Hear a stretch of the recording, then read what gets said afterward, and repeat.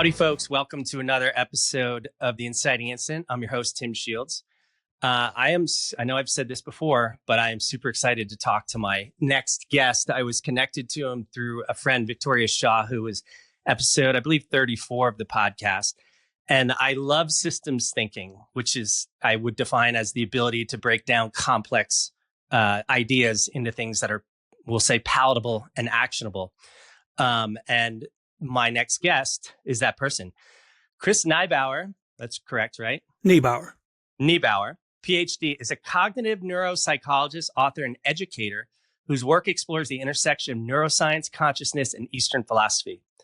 He earned his degree from the University of Toledo, where his research focused on the functional difference between the left and right hemispheres of the brain and how these distinctions shape human identity, and perception. He is best known for his book, No Self, No Problem, How Neuropsychology is Catching Up to Buddhism. I love that. I was also a philosophy major in Eastern philosophy, which challenges the conventional notion of the self. Drawing from cognitive science and mindfulness, Niebauer demonstrates the sense of a separate self is an illusion generated by the brain's left hemisphere, an idea that bridges modern neuroscience with ancient wisdom. Chris, welcome. I'm so excited to talk to you. I spent last night listening to 2 podcasts with you, and I was like, oh my God, I love this. Oh. So, I think you're probably going to jump into your 20s, but I always start this podcast with who were you, where were you, and did you have any idea who you were going to be when you were 17 years old? I knew I thought I was going to be a guitar player. That's all. Nice. That's all I was obsessed with. I mean, I didn't read. I faked it through high school. I had, I think, a 2.0 when I graduated, and guitar was my whole world. And some kind of thing hit me where it's just like, you're not really very good. And I really did like playing, but I just noticed there were a couple people that just, and they ended up going pro. But when I compared myself, I was just like, maybe this, as much as I love to do it, maybe I should just explore. And then all of a sudden I went to college, just a local community college, and it just clicked out instantly. I'm like, I just want a PhD in psychology. I didn't even really know what a PhD was. I was like, I think that's like the highest level. I mean, I knew nothing about college, nothing about master's degrees. But it just hit me. And I was just like, okay, this is what I want to do. And in spite of that, like, my parents didn't go to college. I mean, there wasn't any kind of college atmosphere but it was like, it was what I was supposed to do. And it hit me, and I did it. And why psychology? Because in my early 20s, my father died unexpectedly, and it threw me into a pretty bad neurosis. And I kept thinking, there's got to be some way to fix this. Something's got to help. And psychology did an okay job, but it wasn't complete. And that's when I started exploring Eastern philosophy. And so I found like the Eastern philosophers filled in the missing gap of what scientific psychology was missing. Mm-hmm. Yeah. I had a kind of a disturbing dream in high school when I was probably 17. Everything grew out of when I was 17 years old. But I went to my psychology teacher, and it was like this out of control dream. And so I went into college, and I thought I was going to be a psychology major. I didn't like psychology. I went to English, didn't really like writing those types of paper. And then I went to philosophy. And I remember sitting in class one day when the idea of solipsism was introduced. And I was like, oh my God, there's this voice in my head that never shuts off. What is that? Did you have like that? I heard you kind of in one of your podcasts, you would introduce this to students, and it's such a light bulb moment. Yeah, the voice in the head was my main problem creator. And it was what I was trying so desperately to silence. And I was pretty frustrated with it, and got completely frustrated with it, and just gave up. It was that moment of surrender that we always talk about and hear about. And you can't plan for it. These surrender moments, there's no methodology, I think. It happens. And I said, do your worst. Like, whatever you're going to do, just do it and get it over with. And all of a sudden, the voice in the head went from like an 11 down to like a 3. And I was like, really blown away. I was like, well, that's weird. I've been doing all this stuff in psychology, and they've never taught me about the nature of resistance. The old saying, what you resist persists. And it's like, that was missed by psychologists. They just, Yeah. and unfortunately I was already into Alan Watts, and he talked about it a little bit. And, but there was very, very, almost nothing in the psychological literature about it. And, I thought, wow, this is a huge trick. Why isn't this like, in every newspaper? Like, Yeah. the more you fight the mind, the harder it fights back. If you give up, let the mind do whatever it wants, it goes not silent, but it turns down so significantly that for the first time I was able to have a conversation with people. For me, the voice in the head was so intrusive that any conversation I would have, 80% was the voice in the head, and I could give just a little bit to the conversation. And it was because of resistance and fighting it. And all of a sudden you give up and everything seems to work out much better. It was, and I talked about it to my psych professors, and they seem very uninterested. Even when you talk about the voice in the head, psychology doesn't really talk much about that. You can get through but when you read the literature, it's in there some degree now. 25 years ago, it wasn't, or 30 years ago, it wasn't there at all. And they have found it. Like, this voice in the head it's a big problem creator, and it doesn't happen with everyone. This is the big thing. I talk about the voice in the head a lot, and people say, well, if you look at the literature on inner monologue, not everyone does have a voice in the head, and that's fine. Some people are blessed. They don't have that intrusive troublemaker. And so I acknowledge that. But my work has been pointed towards those who do have an intrusive voice in the head, and it causes problems, and then what to do about it. Yeah, I was listening to one of your podcasts last night, and I was thinking about how when I was, in high school, or, the only way that I could turn off that voice was like smoking pot. And I would like smoke pot, and I would just mow my parents' lawn, and it was like the most peace. And it was just when that voice quieted down, more information would come through. And then I would just I'd finish mowing the lawn, and then I'd go right to my journal and just write 5 pages. So, I want to get into the left and right hemisphere things, but I want to ask you first, how would you define, if I had to distill my work, it would be surrender and trust, because that's what I'm trying to master in this life. And I just had this very kind of traumatic experience happen on Friday. And, I was in this contraction and fear and all this stuff. And it was just okay, here's the lesson. It's time to let go of this voice. So how would you define surrender? Well, I think that's a very difficult one, because, when it happens to you, you're not even sure really what's going on at the moment. For me, it was like you were just so frustrated. You've had it. Yeah. But over the years, I've had time to kind of reflect on it. And I think it's an identity issue. And so many of us will identify with that voice in the head. And that's why it gets so frustrating, because we think it's us, but yet we don't have any control over it. And so it gets really frustrating. And I think when you have the moment of surrender, a large component to it is that disidentification with the voice in the head. It's not who you are.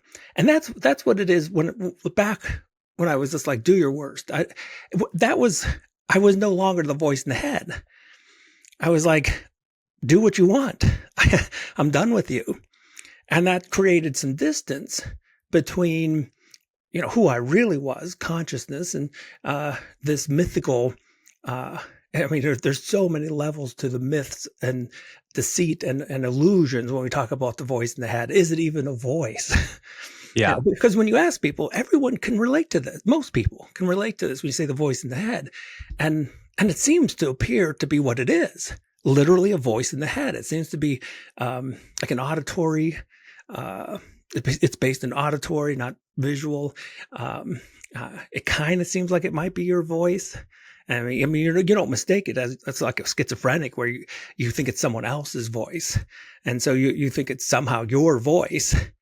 And what I've done really over this last, ever since I started writing about 15 or so years ago, is just dissect all that, point out all the illusions with not just the voice in the head, because I would say that the voice in the head is the primary way people think. And there's a big discussion in psychology, is language necessary for thought? And while it may not be an absolute, like people can have images in their head too, but I would say most of thinking takes place as language, and I'd say the majority of it is a voice in the head. Yeah, for sure. I was on my last podcast episode. Let's see if I can articulate this with my friend Mandy Kavanaugh. We were talking about how, I think it was her, how people who are kind of drawn to healing work are generally kind of empaths. And it's, maybe what they're healing isn't even, it's not even their own. It's our parents' programming and story. And then maybe all of this, you just take on so many other people's energy energy is and emotions and feelings. It's like, so how do we go about disentangling that? Yeah, that role kind of as a mediator and healing the self, but also healing the people around you. That's kind of this journey where it's like you're using your own self-healing. The basis of these books was I found some kind of trick and I wanted to share it with people. And it kind of went over well. I was surprised because, when you're really neurotic and you're suffering and you worry all the time, you have the voice, sometimes it can feel very isolated. Like you don't realize like how many people are dealing with this because we just keep it to ourselves. And the more I started connecting with people, and I was like, wow, this isn't just like a small group of people who suffer because of overthinking. This is most of us. Yeah. And it absolutely, like you said, it is a cultural thing. So I often talk about the Peter Han. And this is I was going to ask you about that. Great segue. Yeah. The culture down in South America where they have a very interesting language. So it's not like us. They almost sing, which is a very right brain thing. They sing their language, but they don't think very much. Now, from our Western perspective, we would look at that as an insult because I think, therefore I am. And we put thinking at the core of our existence. And so to value a culture that doesn't think is kind of like, well, isn't why we go to university? Isn't it why we become educated to think? And isn't that the way we solve problems? Well, we could get into this, but I don't think thinking is necessarily what we think it is. More often than not, it's a troublemaker. And the interesting thing about this Peter Han culture, very small culture. I mean, like I haven't even checked up on them. They could be extinct by now. But they are so they live in the immediacy of experience. So they're not thinking. They're not caught up in like pondering reality. They're in reality. And that would be fine. But the other interesting thing about them is they're often described by Westerners as the happiest people on the planet. They immediately notice that these people are laughing. They're smiling all the time, in spite of having hardships that few of us could even imagine: malaria, starvation. They have no hospital down the street. So even a simple infection can kill someone. And that's the mystery. So when I found this out, which I don't know, maybe 10 years ago, I literally felt like, we've discovered a huge secret that people aren't talking about, that living in the immediacy of experience is that trick to happiness. Getting out of our head, and which people, they do generally know. And that's why people might smoke pot, they drink, because it distracts us from the voice in the head. But no one really knows any other method. Like, okay, well, that's fine. We know maybe you go to a movie. If it's distracting enough, you might have an hour or so of peace. But there should be other ways. And again, it's a cultural thing. So when they're growing up, they are not taught to value thinking. They're not taught to ponder the past and the future. We are. And, the research is pretty clear about this, that Westerners spend half of their waking day mind wandering. And that mind wandering actually, so they did the interesting statistics on this paper, and it's a very easy paper to find. It's online. It's a wandering mind is an unhappy mind. I think it was from Harvard. And they were able to show a little bit of causation, that it's the one mind wandering that's causing anxiety. Mind wandering is and then you put that together with all of the research on meditation and mindfulness, which brings you back into the immediacy of the now. And all that research shows it's connected to well-being and happiness. So what I've put together, I call it the reality hypothesis. And that's just the more time you spend in reality rather than thinking about it, the happier you'll be. Now, it's a simple idea, and it seems to be very well supported. And you start catching, it starts off slow. You catch it, like, oh, I was just daydreaming, but it was a happy daydream. Well, you might want to catch that here and there. And it may feel like a happy daydream because you're feeding the ego. Oh, here's reality, but here's how I would love reality to be, or here's how it should be, or this should have worked out in the past rather than that. So just, one way to start is just catching yourself. Are you in reality? Are you sipping your tea? Feeling the sun on your face? Or are you daydreaming? And it's not, and again, when I talk about this, people, oh, you think all thinking is bad. And that's not true either. There are useful thoughts, but they are few and, they're just maybe an hour a day you could get by with thinking. I actually would probably put much less, but an hour a day would be plenty. And well, it's when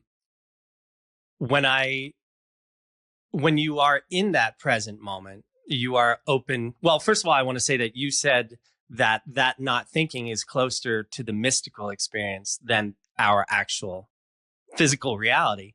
But when I'm sitting there and I'm totally engrossed in the present moment, it's thinking is kind of an outbound signal. Or when I'm writing and that voice comes through and I'm just listening to it, that's an inbound signal. And, I know just to keep moving my fingers across the page, because the moment I bring like a human, faculty or something to break this stream of consciousness, then it's done. But, so like, and maybe this jumps into the left and right hemisphere of the brain, and maybe that's just where we go right now. But like, I guess it's that difference between that outbound signal and that inbound signal. When it's the inbound signal, you're connected to the field. So, yeah. And, a lot of what we talk about as thinking, it seems very reasonable to associate with the left side of the brain. Mm-hmm. And so there's been, the left-right brain stuff is kind of interesting in and of itself. So I ended up in a PhD program where my mentor, that was his expertise, left-right brain. And it was all kind of coming at the high point because left-right brain theory was really, really popular. Then it got too popular. And then people started calling it a myth. And then it sort of in the academic circles wasn't really appreciated. And then really two people, Jill Bolte Taylor, she's the one she had a left brain stroke and talks about that voice in the head was gone immediately. As soon as her left brain shut down from the stroke, it was inner silence. And the division between her and everything else dissolved. Suddenly she felt completely connected to the rest of the universe. There's no place where she ended and the rest of the universe began. That was very powerful. My Stroke of Insight, great book. And Ian McGilchrist, who wrote The Master and His Emissary. If there's any doubt that the left-right brain theory is off, just read the first chapter of The Master and His Emissary. It is so filled with data showing you that the fundamental differences between the left-right, they're very, very different. It's not like they're a little different. They're actually they see the world completely differently. And there's so much data to back that up that at this point, it's not really a theory. It just seems like it's just the way it is. And when you look through the body, nature, God, whatever, we ended up with these meat suits. A basic mechanism in neuroscience is complementary systems. And so instead of having one big brain that does a little bit of this and a little bit of that, it takes on this specialization. One side is specialized for this and another specialized for that. And you see that with the eyes and the rods and the cones. You see it with the nervous system, sympathetic, parasympathetic. It's a balancing act in nature. And so the left brain takes on language, which is really interesting and new. No one's exactly sure when we started speaking as humans. Kind of a taboo subject for some. But it was probably within the last 50,000 years. Homo sapiens, we've been around 200,000-300,000 years. We probably have been speaking for, at least the last 50,000. And that was all taken up by the specialties of the left brain. But here's a few things. So the left brain the reason language evolved in the left brain is because the left brain is great at categories. And so much of language is categorical. And so, like I say, the word dog, and that represents a category of different beings. And so it's all about that separation and, being able to separate, divide the world, organize it. And sometimes it does this organization on one trait or two, and so, there could be all these differences in the world, but if three people are really tall, the left brain is going to categorize them and say, oh, those tall people, so, and so language kind of grew out of that. And, because it was specialized in language and I can go into this a little bit, but we started telling stories. And that's where Gazzaniga in the 60s, he found out that the isolated left brain of a split brain patient would tell stories. That's why he called it the interpreter, because these stories were always about what might happen or why did this happen. And the interpreter, it's very easy for you to explore this on your own. So, your audience can just check this out. It's super easy. Just walk around, say in a public place, and you'll hear the voice in the head, the left brain, and it will start telling stories all the time. Oh, that couple's going to break up. Oh, that's person coming up to me. He looks really angry. Oh, look how happy that person. Oh, that person must. It just goes, endless left brain stories. The right brain doesn't use language. So we need language to tell stories about the past and the future. And without that, the right brain is in the immediacy of the moment. So the right brain is in the here and now, but also the right brain is also more connected with the body. So when you're doing these body scans or you're meditating on your breath, it's more of a right brain activity. And if you're trying to do yoga and you can feel the presence of your body, that's all right brain. But when you start wondering if you paid your bills or left your light on at home, that's the left brain coming in. And that's why, and people know this. They know they've had a good yoga session if they didn't think, if they just went in there and they felt their body. And that's all what the right brain is doing. So a simple way to think about the left and right brain does language, but it also creates division. The right brain is far more holistic. Instead of creating a separate you, it seems to integrate you. And the skin isn't, a wall that separates you. It's more of a bridge. And you like, that's the interesting things that happen when you're sometimes meditating and breathing. You become connected to your environment because you're taking in the breath, and then you become part of the environment rather than isolated from it. I love that. I never really thought about that. Like the skin being the bridge, and anyway, I didn't mean to cut you off. I was just kind of, whoa, revelatory. So what would you say is sort of the biggest misconception people have about the no self concept? Oh, that's a good question. I think, it's a tough thing to talk about the no self to a culture that has done nothing but embrace the self, empower the self, love the self. trust the self. I mean, it's very hard to go anywhere without hearing stories in our culture that, build up the self. And Mm-hmm. that's not always bad, because sometimes the self is a fun ride. Here I am. Oh, I'm an executive and I just got this big promotion. And all of a sudden you feel pretty good about the self. But that's always short-lived. I mean, the thing about identifying with the self, it's kind of like identifying with the body. It can be great when you're in great shape, but if illness hits, then it's disappointing. And if you and if you get the promotion at work, the self feels great, but then it's that self rumination. You can't get rid of it. You're doing a presentation and you're just like, oh, I'm so worried about what others will think of me. So that evaluative component of the self. So, but I don't know if that's really where the Buddha was going. So if you look at like the original argument of the no self, it really just came from, look, this thing's an illusion.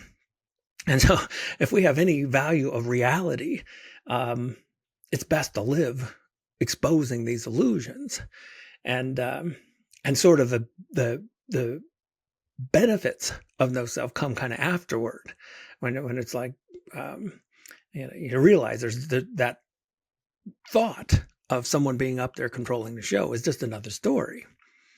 And when you realize, okay, we're surrounded by stories, humans, we're really obsessed with these things. Not all of us, but a lot of us. That's why we go to movies and we go to, online. It's just, if you're scrolling through online, you're just scrolling through one story after another story, and books and literature, gossip. We're the storytellers of this planet. And then, for some reason, we don't seem to be able to take some stories we take seriously, some not. So we can go to the movies and we can watch an action movie, and it could be kind of violent, but we don't take it seriously. I'm like, oh, it's just a story. And then you, maybe I remember Halloween a while back, and everyone dresses up in these costumes and everyone has fun scaring because it's not real. Like, it's just a story.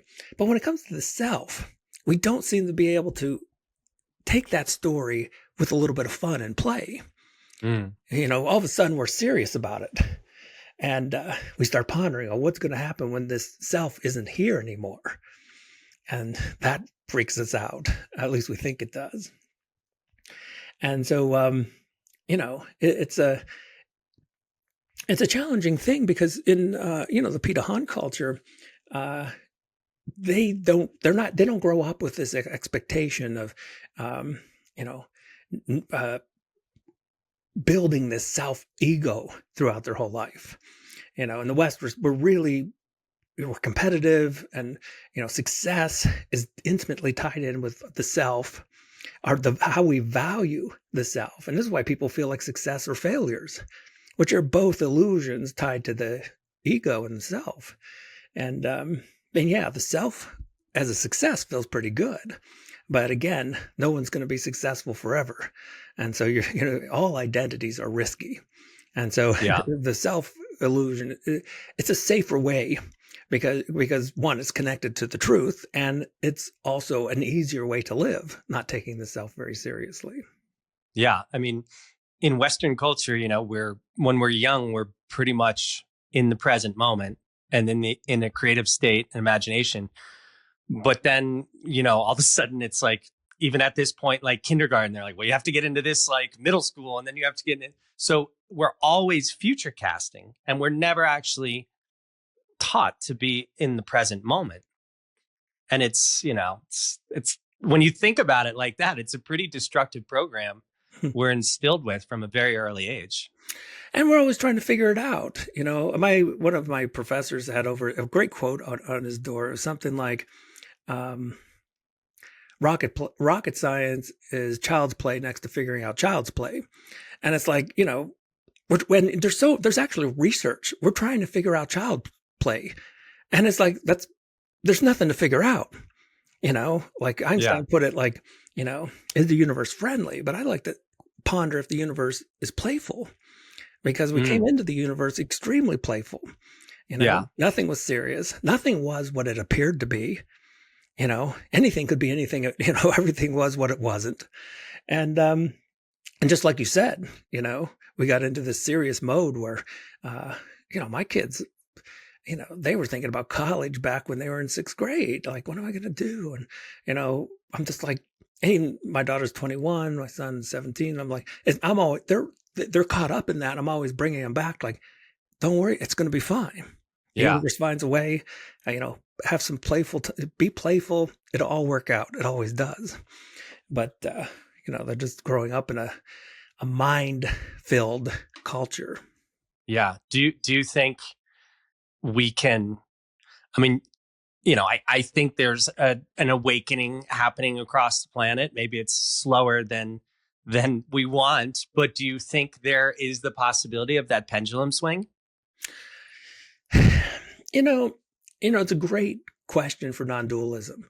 It'll happen when it happens. If this is the thing about really looking at the universe as a playful entity, because even the horrible things that we do, it's like having a horrible dream. You wake up and you're like, oh, no, none of that was absolutely real. And so, when we take this look at the universe as being playful, even loss and what the mind, the left brain, thinks is tragedy, it can all be looked at as playful experiences. And I think that, as much as the left brain thinks, the right brain plays. And that's why the right brain is so involved in music, because music is play, Yeah. I mean, nothing is more dreadful than someone who picks up an instrument seriously. Someone doing jazz and they're just kind of, they're in the moment and they're not doing it for money. They're not doing it for any other external reason. Yeah. The left brain seems to be so caught up in survival, and it's a good thing, because if you look 50,000 years ago, we had a dreadful environment to deal with, problems that, we don't, like, I'm sitting in this, it's so strange. I'm sitting in this office and the wind is blowing, it's snowing outside. And oh my gosh. Yeah. And I'm, super comfortable in here. And Yeah. so, 50,000 years ago, it would have probably been more difficult. But, and I'd have to, that left brain interpreter, it's better to be paranoid and, be worried all the time. And that sort of got us through a hard time in our evolution. But, that with that recognition, and, it is fascinating. It's so, the meditation mindfulness is becoming so that you can take classes in it at college. And when I taught my mindfulness class, the class always filled up, but people would come in even if they weren't in the class, because that overactive left brain mind is so serious, so weighted, and it's a dreadful way to live. So people are looking like any way they can get a break from it, and that's, of course, anything from drugs. I mean, we've found a lot of ways to deal with it that aren't super healthy. But then the mindfulness stuff came along and people were like, well, that's kind of interesting. And then in my work, people ask me, like, well, what's your routine? You meditate all the time? Do you do Tai Chi all the time? And I did Tai Chi for probably my favorite moving meditation. But what I found is it's a thinking problem. And because anytime you're not thinking, you're meditating. I mean, that's at least how I define meditation. Yeah. And so you could be meditating if you're driving, if you're fully embraced in the moment, and even if you're in terrible traffic, it could be meditation. But the moment the left brain kicks in, and this is dreadful. Poor me. The self is always connected to these stories of either fortune or misfortune. And it's like, why do I have to, if I just had done that, on and on and on. Now, over the years, it's not like my voice in the head has ever really went away. It could still be pretty nasty at times. The thing is, I just don't take it very seriously, and that's a huge difference. If you look at it, I find myself not the Chris ego character, but whatever the true self is, I find that it laughs a lot about the voice in the head. So I'll hear the voice in the head, and to me, it's turned from, you know, a horribly depressing, anxious story in my 20s to a comedy in my 50s. Yeah. You know, and yeah, it tells some funny things, and So you become the observer as opposed to the participant in the story. yeah, Is that right? Yeah, I would, and this character Chris is not like the character Chris is completely gone. It's just the nature of the character has changed. It's more of a verb. It's more of a process. It's more of an expression of the universe. And so, you know, when we mess around with non-dualism, it's very easy. I mean, we're very easily prone to dualism because we're so engaged with the left brain. And so that takes us into a dualistic universe. And some of that is because, our culture is a materialistic culture. And by that, I mean, we're taught this bizarre myth. You know, we don't really examine it, but it is a freaky story when you get into it. Like, there was nothing. It's like 18 billion years ago, there's nothing. Then something popped up, this material stuff that no one knows what it is. And then the physicists are like, let's try to take this material stuff down to its fundamentals. And then physicists are like, well, whatever reality is constructed from, those little particles aren't themselves real. Yeah. And so, you know, the whole materialist thing is collapsing around us. And people say, well, you know, I thought you were a neuroscientist. You know, aren't you concerned with, you know, the left and right brain? And isn't that part of the material world? And like, look, you know, maybe this is all a dream. And that's kind of the conclusion, I think, was a little bit more on solid ground. I don't know if that's a pun or not, but it's more on solid ground than the materialistic hypothesis. But even in a dream, there's consistent. You know, I had a dream last night that there was a tiger, you know, and it was just sitting there, and I was running. I was in the dream. I was running, and I was in the dream. I was thinking, well, this is unfortunate. Should I run faster? You know, and so there are consistencies even in the dream. And so this world, while I don't buy into it as being particularly materialistic, I don't buy that myth too much. Yeah, me too. But there are consistencies to it. And so you know, we can use the left brain story if it's helpful. And so we can reject the materialistic world or the materialistic hypothesis and still embrace the consistencies, even if this world is somewhat dreamlike.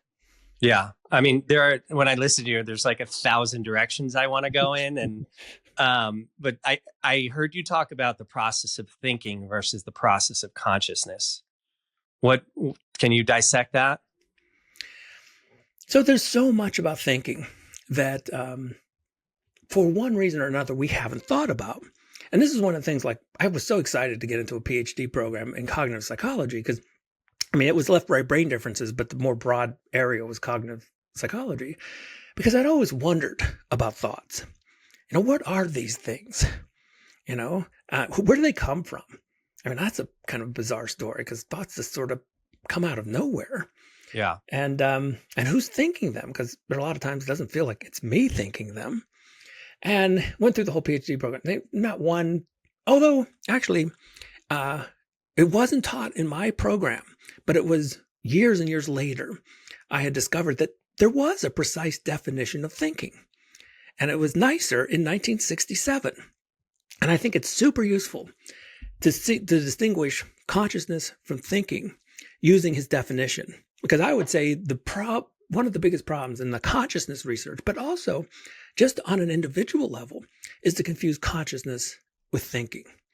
So Neisser said that all cognition, that's just a fancy academic word for thinking. So all cognition comes from sensory experiences that are transformed. So in other words, conscious experiences, they get transformed. We edit them. We elaborate some parts. We delete other parts. And then this transformed version of a conscious experience is stored as memory. And so think, you know, you have this delicious meal. There's this abundance of conscious experiences. Later on, that conscious experience gets transformed into a simulation of the conscious experience. And that's the thinking part. And so all thoughts, they're mental simulations of genuine conscious experiences. But here's a couple things about it. Because we're so lost in this world of thinking. People often say they're going, is this a simulation? I'm like, well, there's a lot I was kind of getting to that.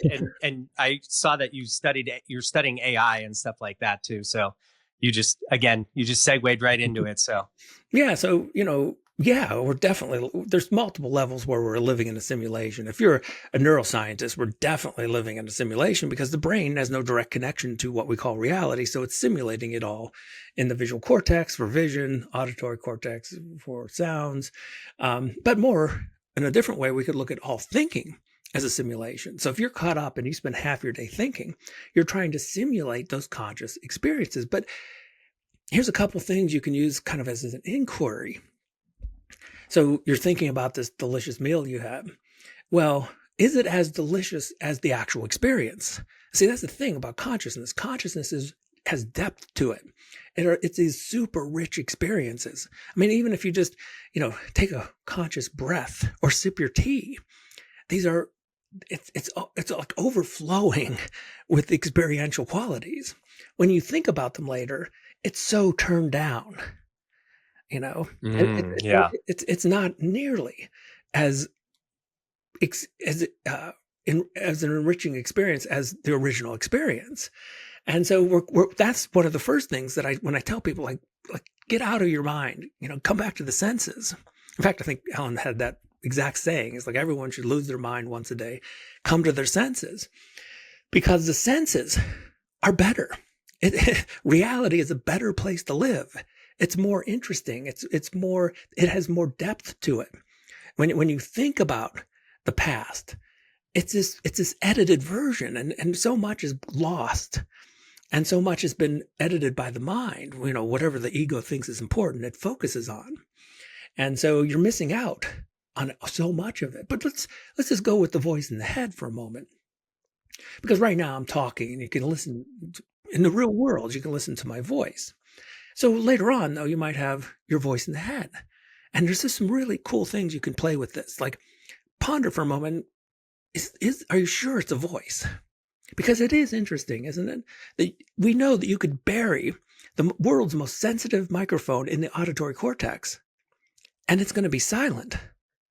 So when we hear the voice in the head, it's like, it's really not a voice in the head at all. That's an illusion. It's something that's masquerading. It's trying to simulate a voice. And how loud can it get? Can you make your inner voice scream?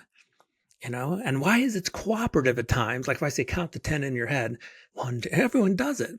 But if I say, okay, now silence it, and they're not very successful. Yeah.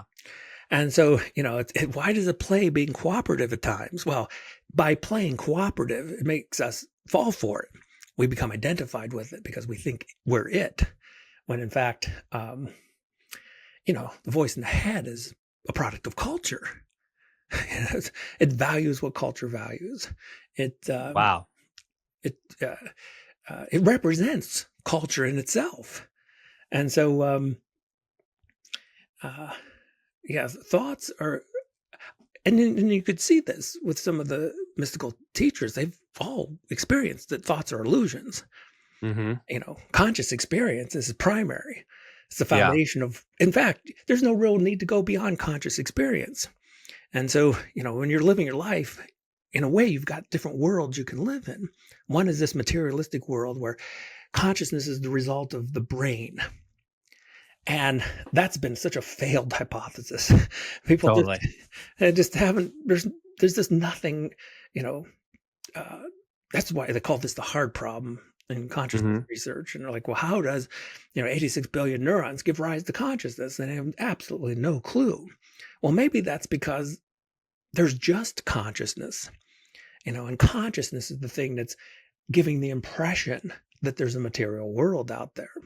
Yeah. And so stick with your senses, stick with reality, and your well-being will go up. It's going to be a much more interesting. And then when you do that, you can come back to stories. but they won't be as serious now. And you can be more playful. So every day's Halloween. The Yeah. Chris character is just dressing up. You know, Hmm.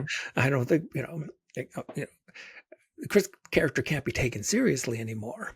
Hmm. It's just a play. It's theater, and they knew this in ancient India. Lila, they knew that it was play. That was, but that kind of got lost, and certainly most Westerners are not familiar with that concept.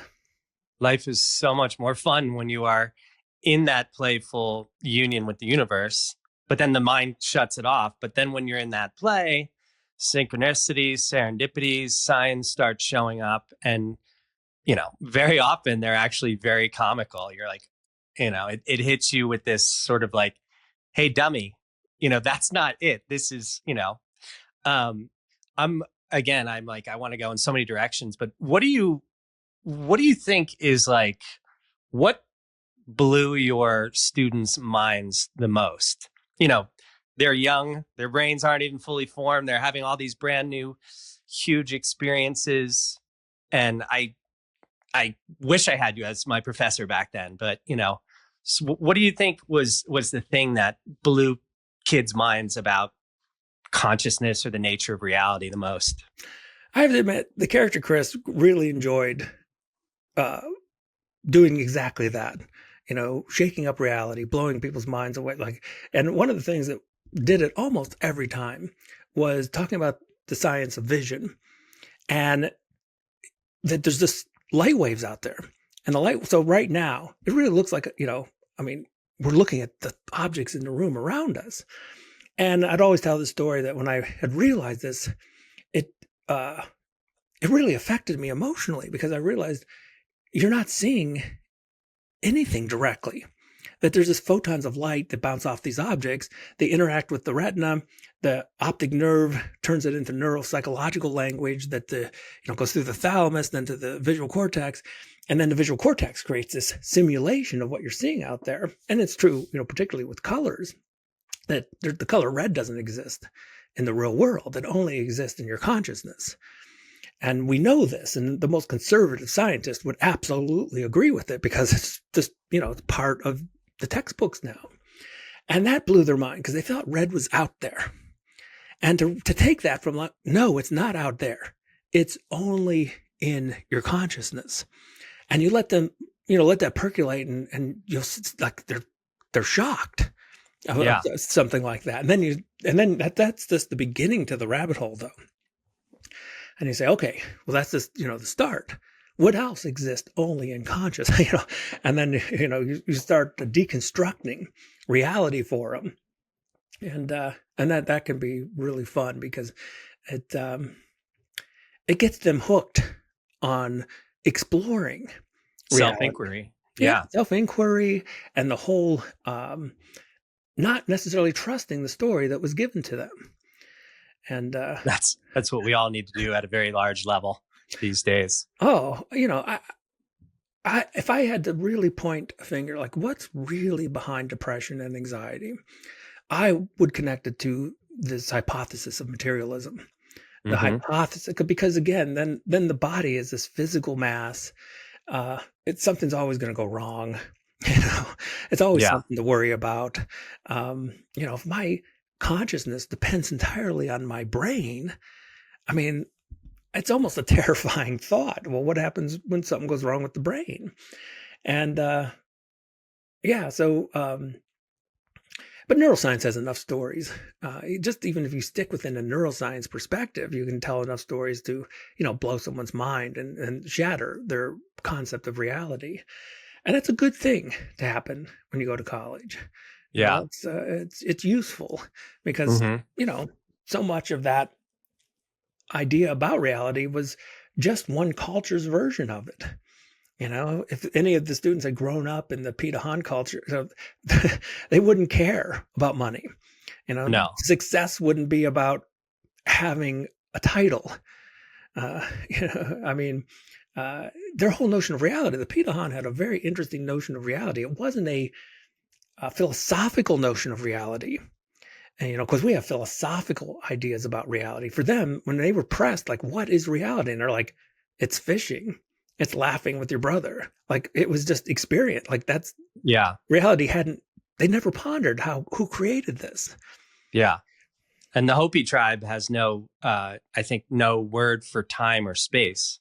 So it's just a continuum of the present moment that you experience through ceremonies and family and all that stuff. It's really wild. I guess I never, you don't have concepts become concretized through language. Yes. So I never really thought about like how our mind is just a mirror of the culture and society we are born into. And we fall for it. And what I've been working with, like the Pitahan have no word for worry. Oh God, that would be amazing. So that alone. But then one of the things I've been working with, particularly on my YouTube channel, is trying to explore like we're so caught up in language and we have all these what I call made up words. And they're words that we are absolutely convinced exist, but they probably don't. And so and there's the inquiries you can do with this. So the next time your audience, if they're really anxious, put it to the test of consciousness, because consciousness, it illuminates illusions. You can see illusions when you're looking through the light of consciousness. And your thinking mind might be convinced that, something like anxiety is possible. So the next time your left brain is saying, I'm anxious, which is, again, an interpretation, a label, just put the spotlight of consciousness on it and say, okay, I'm anxious. Well, okay, where's the I? Where's the anxiety? Well, my heart's beating fast. Okay, your heart's beating fast. Is that anxiety? So someone's running. No. I mean, it's just your heart beating fast. Oh, I'm sweating a little bit. Okay, it's just you're sweating. So we fall for these words. We think anxiety is real. What if it's just made up? Same thing with people say, well, I'm depressed. Well, could that be a cultural thing that we were taught? And then if you say, well, I'm depressed, well, the original word for depression meant to take something down a couple shelves or an indentation, which is all physical. That's all part of reality. I can physically see that. And we could use it playfully. We could say, well, you know what? I kind of feel low today, but to say I am depressed, that's a powerful statement. And, and if you fall for it, it can have powerful consequences. So if all this stuff is illusions, why does it work? Because if you believe in it, the consequences can be real. With something called the Thomas theorem, actually from a sociologist. Beliefs that are believed to be real are real in their consequences. And so if we buy into, I call it the abstract world. And the abstract world is made up of language and things like government, companies. And so you're so convinced that you work for this law firm. But when you walk into the building, look around. Can you see the law firm? You're convinced you're a lawyer. Look in the mirror. Can you see a lawyer? You're like, well, you see a face, but the lawyer is a story. An identity. It is. It's an identity and it's made up. And our culture it lives almost entirely in this abstract world, and we're paying for it. The abstract world is, the language has to be taken seriously. I mean, and it works, certain words do point to things in reality. The word for water, I mean, you can point to it. But then we've shifted over the last 200 years to where we were able to use language. Now language is using us because it is so filled with made up words that do no longer point to reality. And I think we're paying a price for it. You can't point to anxiety. You can't point to, you can't even what was the one example I was liked? Maybe it'll come to me a little later, but the whole book I'm working on now that's what it is. It's going off on the abstract world. Yeah. I want to get to that. But I was going to say, anxiety is a function of the mind, is a function of the analysis of the mind, I guess, within its environment. And the problem is it gets reflected into your biology. And that's where the heart starts racing. And that's where you buy into all of this stuff. And in my new work, I I think that one of the biggest reasons for anxiety and depression in society is because people aren't following their calling, and the calling arises out of the heart. But the mind is the program, and the mind is connected to society, and that is connected to the rewards and the riches of being in the tribe, or of appearing successful, etc. So does the heart in your work, does getting out of the mind and getting into the heart play a role? Oh, absolutely. And, it's interesting because we have let thinking take over so much of our lives. It's also taken over our emotions.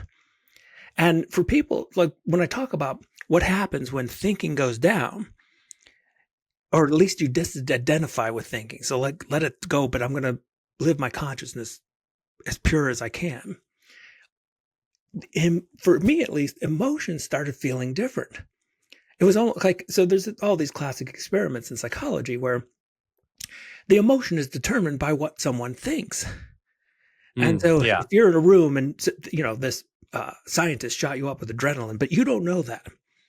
And, your heart's beating fast and all this, and someone in the room is really angry. You think you're angry. So the left brain looks out and says, well, the reason my heart's beating, I must be really angry. And it's just using the data around it. But we've done that on a large scale. And so we think so much of our emotions are determined by the interpreter. And okay, what happens when you turn that down? Because when you look at other species, their left brain interpreter is very, very minimal. Other species, no species thinks the way we do. And yeah, there's work on animal cognition. So animals do have some thoughts, but they're not obsessed with the thinking world the way we are. And so their emotions are very pure, very, they do what emotions are supposed to do. They're an interesting experience. It comes, it's fleeting, and then it dissipates. And, it was an expression. But that's not what we do, because we have thoughts. Thoughts can keep those emotions from ever really expressing their original intention. They're like a mask over our emotions. And I think that's a hamster wheel. Yeah, and it is. And it keeps us stuck. So I'm here in Western Pennsylvania. We got all kinds of interesting animals. We've got rabbits that hang out in our yard, and it's fun to watch them because, I'm like, I know you're not pondering about, 2 years ago. Yeah. You're enjoying the sun. Or the nature of grass. Yeah, the smell of the grass might be like enticing, but that's not what we do. Like, you point to any human walking around, they're not digging nature. They're probably constructing some story that happened 2 years ago and then letting their mind work it out the way they wanted to. And so, it's almost like modern humans are in a battle with reality. We don't like the way it's come out because our ego says, if it had just turned out the way I wanted, the whole world would be better, or this wasn't fair to me. And so we get caught up in all these stories, wishing it would have turned out different. That what if mind, a lot of that's frontal lobe too. And, that makes up a large part of our mind wandering. But the rabbit outside is just enjoying the sun, Yeah. And then, that story, what if I did this or something, it is just an endless, it's a thought loop. But like, if you can just step outside and be like, well, I just had an experience. Doesn't have to be negative. It doesn't have to be positive. I had an experience, and let it go. But like, the mind just wants to cling to these stories, and I guess to make yourself right, or to prove this programming and conditioning that happened earlier in your childhood. And you're just, continuing this process of something that's not even yours. Yeah, that need to be right. That's definitely a left brain thing. And it's definitely one of the things that if you want to be happy, you have to let go of it. And, or at least just when it's going, just recognize that some part of you wants to be right. Yeah. And don't, try to distance yourself from that identity, because, being right is a curse of modern humans. So much of academia has been, directed on like who's right, rather than, what's a good pointer to a happy life or a good pointer to reality? Yeah. And, being right can be more of a philosophical component. But when you say, okay, well, why is our need to be right? So where'd that come from? Why are we rather like right and miserable? Would rather be miserable and right than wrong Yeah. and happy, And so when you look at that left brain interpreter, though, it is an interesting phenomenon. So it's been studied since the 60s. And the thing about left brain interpretations, they can't be whimsical.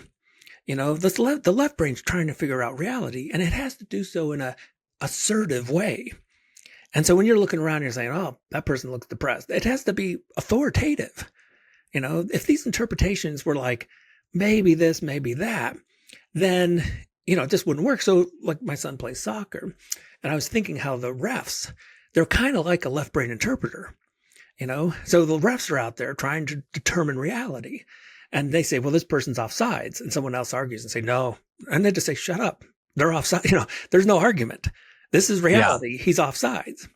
And the thing about, reality, and it is interesting now because we do have playbacks.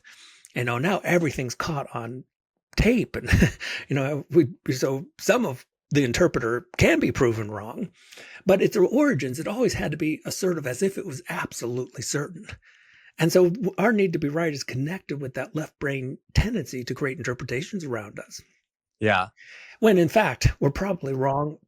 Even when we use the word conscious, like right now, it's fun to play with language and play with stories. Although I think the reason we can do all this is because there's really just one reality.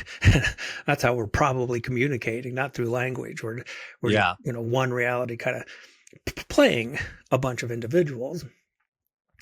But it can be fun, and when the secrets of the interpreter are exposed, which I think is happening, I mean, to me, Yeah. I go back 20 years and I just think about Eckhart Tolle, who was one of the first people to become very popular, exposing some of the mind to the general population, and how people, they really just bought his. I mean, I remember years and years, it was 8 million books sold. And I was like, oh my goodness, like 8 million people are into this? Yeah. It's probably more like 100 million now. Yeah. So that shift that you were talking about, I mean, you can look around. I think there's good evidence for that stuff. I'm laughing at the fact, there's 22 kids on the field, maybe 40 parents. You're pondering this deeply philosophical question. The person next to you is like, my latte is cold. The other person's like worrying about, there's just all of this collection of different interpretations of reality, sharing it in the same experience. Yeah, it's a wild ride. And if it is a wild ride. And then when you look at reality that way, you can start to see the playfulness in it. Like I was talking to another soccer dad, and I'm like, and I put this in one of the books. I was like, I was talking with them. I'm like, you realize like none of this is real. Like they're just a bunch of kids running around kicking a ball. The idea of teams, the idea of winning, the idea of scores, that's the stuff that we all made up. And I could tell he looked at me like, that's probably true. But, can I get a hit of that? Whatever you're doing. Yeah. And I say, sometimes people around, they're watching a movie, sometimes I feel like the guy who's, the person next to me, we're 3 hours into, remember that old movie Titanic? Yeah. And it's at the end and it's all dramatic and, Jack's freezing to death. And I'm that person who goes, oh, it's just a movie. Yeah. We're all just, it's not real.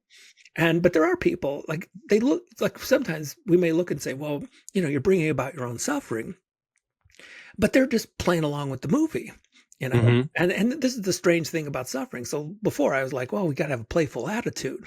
But the weirdest thing, and Alan Watts talked about this too. So obviously Alan's been a big influence with me, but He said that, some of the most playful people are the people taking it seriously, because what more bizarre game to play than to pretend that you're serious about everything. Yeah. I can't even believe like more than an hour has already gone by. I'm probably would love to have you back to actually talk in depth about your new book, The Abstract Mind, I believe in August, right? Should be. But briefly, what is could be publishing. what's the central tenet or concept behind the abstract mind? So the first book, well, actually, I did a self-publish first, and it was called The Neurotic's Guide to Avoiding Enlightenment. And it did okay. It's every self-published book, depends if you know what you're doing. I knew nothing. Yeah. And it had so many. And so, funny story. So my publisher, he teaches a college class on how to become a writer. And one of his assignments was find me like someone who made all these mistakes. The cover's terrible, the title's, and one of his students brought my book in as an example of like, how can you make all these mistakes at once? And he started reading it though, but he liked the content. And so he got a hold of me. We ended up putting No Self as pretty much kind of a rewrite of it, not making 5,000 mistakes. And the No Self was, based on Buddhism, Advaita Vedanta, and this idea that life can be a lot more joyful if you're not taking this idea of a self very seriously. And then I did a workbook on it. And the workbook was all these, how do you get out of thinking? How do you show that the voice in the head isn't who you are? And that was pretty popular. It was okay. And then so the abstract mind is like, look, the self illusion is just one small part of this illusory abstract world. But we're actually living in this vast ocean of illusions every day. And there are things like government. And one of my favorites I talk about is ownership. Like, it's kind of remarkable how much we buy into the illusion of ownership when there's not a single physical piece of conscious reality to prove that I own anything. I mean, all I can do is show you papers. The concept. Yeah, it's an absolute concept. And ownership idea, now again, it has some place. You might say what's useful. I'll take much better care of a car if I think it's mine. If it's a rental, I'll trash it. And so you could say, okay, but that's not the way we do it. We believe in ownership. It's in our bones. We actually bought into this concept that I have some ability to actually own anything. And, some billionaire can walk into a huge, skyscraper. I own this. It's complete nonsense. It's a collective illusion. So in the abstract mind, I kind of take this on a much more broad, like how many illusions are out there? The self illusion is just one. Government, if you always see these memes like here's Earth as it really exists. And then we, through collective left brains, have made it into, we've put lines all over the globe and we're all these different countries. And, that's all fiction. None of these countries exist. And yeah, they're real in their consequences if we believe in them. And so it was really exciting to kind of stumble on this, like, and it was just one of these things, I was just going for a walk and all of a sudden, universe just kind of opened. You were in the present moment. Yeah. And all of a sudden, here's the universe going, okay, you're not done with these books yet. Because the character Chris can't write. I mean, I try to tell funny jokes in books, it doesn't go because they're usually too strange and weird. Yeah. But abstract, if you will. Yeah. Yeah. And so the universe has been a very good guide and it writes all this stuff. And so I'm hoping that, it will connect with people because, we go to work and that's another concept and it's fine until you take it seriously. Like even being a professor, I took that role. I was guilty of this myself. I had identified with that role. And when I left academia, it was like, I was taking it all seriously when even here's the person writing about all this stuff. And so it's a very, it's a problematic situation, but I think there's a way out. Yeah. Well, I feel like you're in the right place at the right time, delivering the right message because I think the world is ready for it and they're tired of the mind and all the illusions it creates. So if you could leave people with sort of one powerful or just one thought, whatever you want, but how do we change our reality? Or I don't know, whatever you want to say.